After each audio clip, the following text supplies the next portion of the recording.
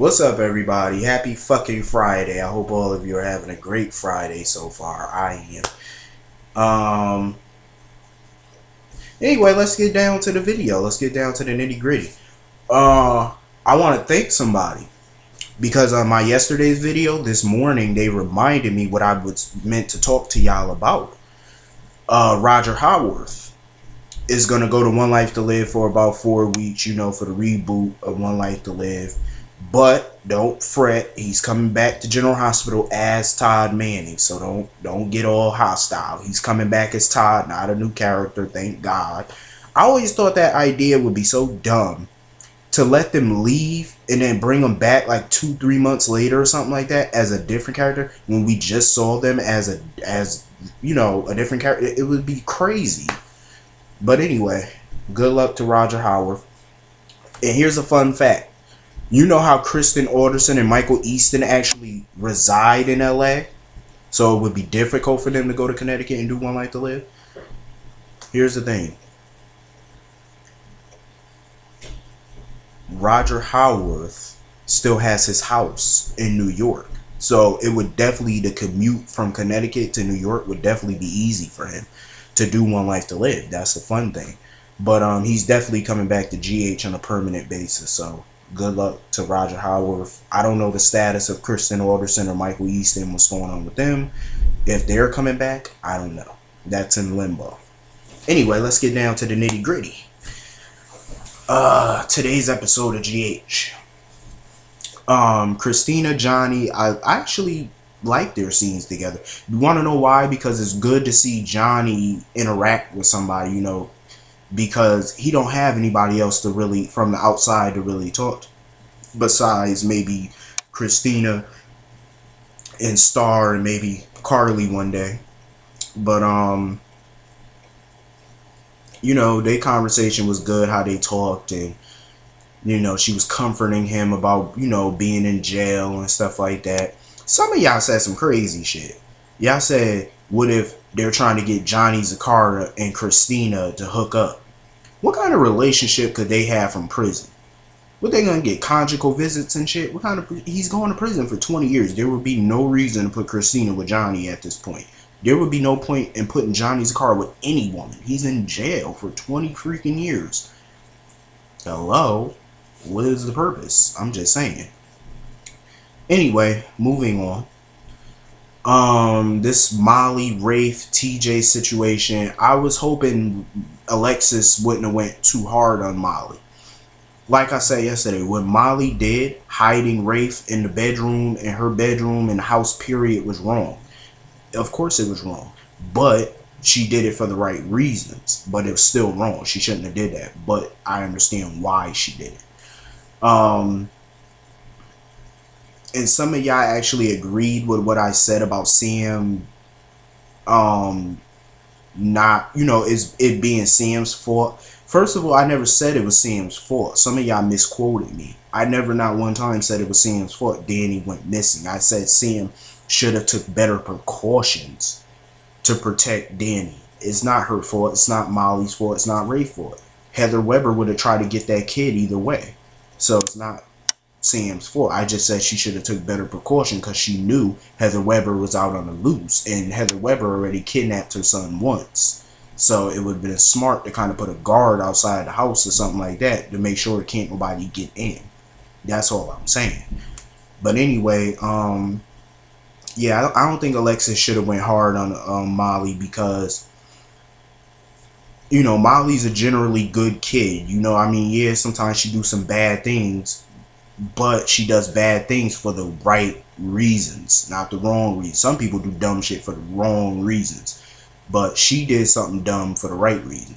I mean, to, you know, to some people it might be something dumb to do, you know, because he is an accused murderer. But everybody knows Rafe didn't do anything, and the cops are starting to know he didn't do anything. Then when TJ showed up with his little sour ass, here's the thing about TJ. I respect where he's coming from. I understand why he's upset with Molly because she lied to him. I get that. You know, no woman should lie to their man. You know, no woman should lie to their boyfriend, and no boyfriend should lie to their girlfriend. I get that. But here's the thing. I feel like he's convicting and judging Rafe without knowing Rafe. Talking about, oh, he would have turned him in and Rafe is guilty. And then talking about Rafe came after Molly. How did he come after Molly? It's not like he tried to hurt Molly. He wouldn't. I think Rafe is a good kid, but he got dealt a bad hand. He's a good kid in a screwed up situation. That's the only thing. He's not guilty of anything. He's not a criminal. He's just trying to find some solace in this world. You know, some peace. And trying to get out of this crazy legal mess is all he's trying to do. So for TJ, and you want to know what pissed me off the most about TJ is how come every time he keeps calling Rafe Molly's boyfriend. I wish he would stop saying that dumb shit. Like, you're her boyfriend. Stop trying to. Nothing sexually or romantic is going on between Molly and Rafe. Absolutely nothing. And she keeps telling him that. I feel bad because this is their Valentine. You know, it's Valentine's Day in Port Charles, and they should have been spending it together, and now it's all fucked up, so I feel bad. But at the same time, TJ need to calm that shit down, like, because you don't even know Rafe, and you're accusing him of murder. There's not really... All the evidence against the kid and his mother's murder is circumstantial. All that evidence is circumstantial. It's not all added up. So he needs to calm the fuck down. I think in time he'll relax, he'll get over it.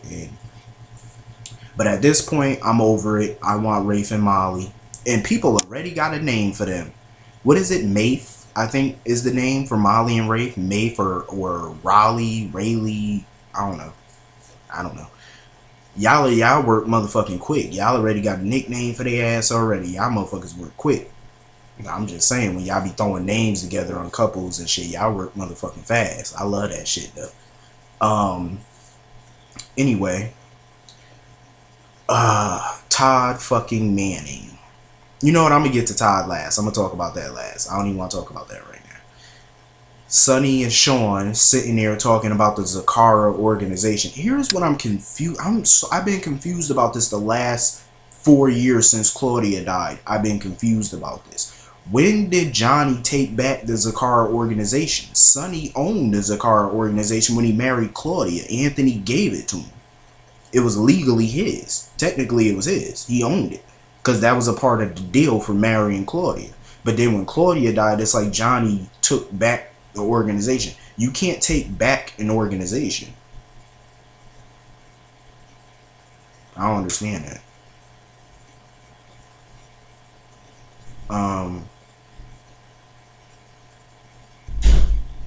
I, for the love of me, will never understand how the fuck he got that organization back.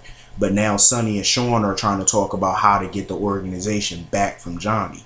They can't get it through Connie because his assets are separate. His money and stuff like that are separate. His personal assets are separate from the criminal assets. It's all separate. So I can understand why Sonny would want to take back the ZACCHARA organization, because Johnny's in jail, Anthony's dead, Claudia's dead. There's nobody really running the organization. That's more territories for Sonny. I just really don't like how they're trying to make Shawn out to be the new Jason in Sonny's organization. I don't like that. So now he's his new butt buddy, his new hitman, and, you know, his yes man now. I don't like that. Like, seriously, Sonny needs to do his own thing. Anyway, Connie, I don't know what it is. I like Connie and Sonny together. I think they're more interesting than Kate and Sonny, honestly, because Connie got that crazy personality. I just like them together. I don't think they're gonna last forever, because I don't think Connie or Kate is the woman for Sonny. I think I'm always gonna think Brenda is the woman for Sonny, because that's just me. I grew up in that era, so I'm just gonna always think Brenda is the best choice for Sonny.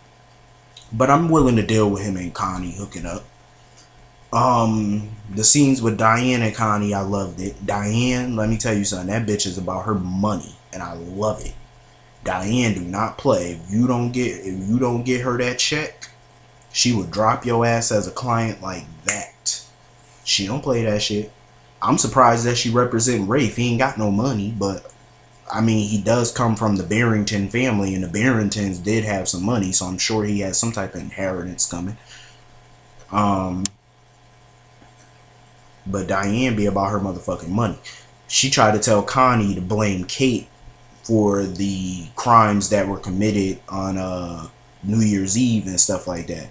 Was it New Year's Eve, I think? I don't know. You know, when Trey died and stuff like that. So she want Connie to blame Kate for it, but Kate isn't gonna blame, I mean, Connie isn't gonna blame Kate, because then they're gonna put her in Shady Brook and she ain't trying to go back there, so I don't blame her.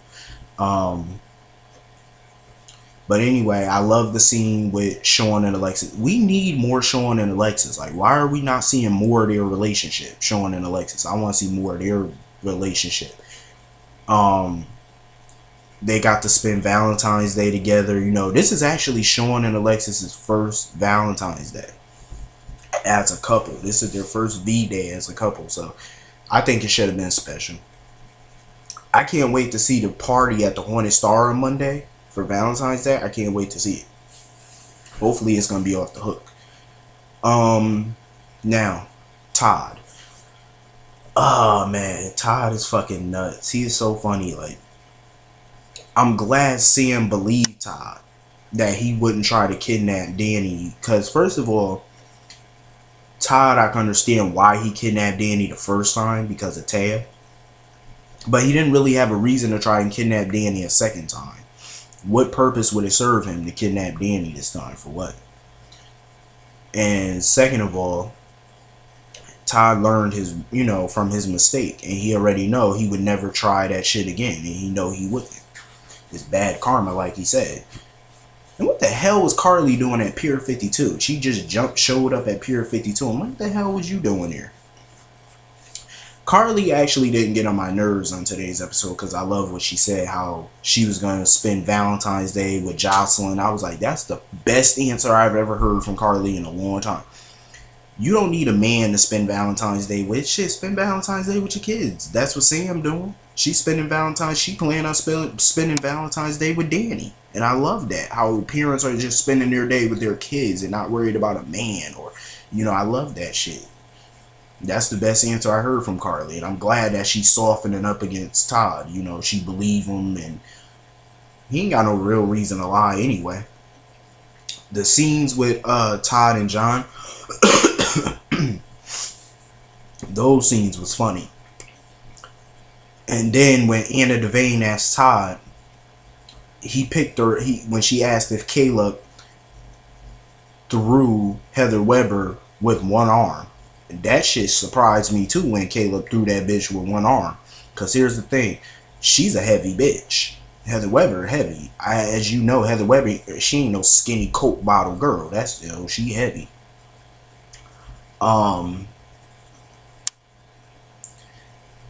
Anyway, Dante, seriously, Dante, let John go. You know he ain't no criminal. And I agree with John. When some people thought Dante was a suspect in that stripper beating last year, John gave him the benefit of the doubt. He didn't believe Dante was the culprit. So Dante, stop trying to accuse other cops and people being dirty when you kiss Sonny ass all the time. And he's a mob boss. So let John go. You know he ain't guilty. Talking about, oh, I didn't know you that long. Well, bitch, he didn't know you that long either when he protected you when people thought you were beating those strippers last year. Jackass. Get it together. Anyway, we all know John didn't do this shit. And I'm so glad Sam, when Caleb was pretending to be John, Sam saw right through that shit. She knew that wasn't John. She knew it. Just by the way he looked and by the way he was talking, she knew that wasn't John. She could tell. Because why would he be just sitting on the pier like that? And people need to get the fuck off that pier. Why is everybody going to Pier 52? Stay the hell off that curse. That place is a walking dead zone.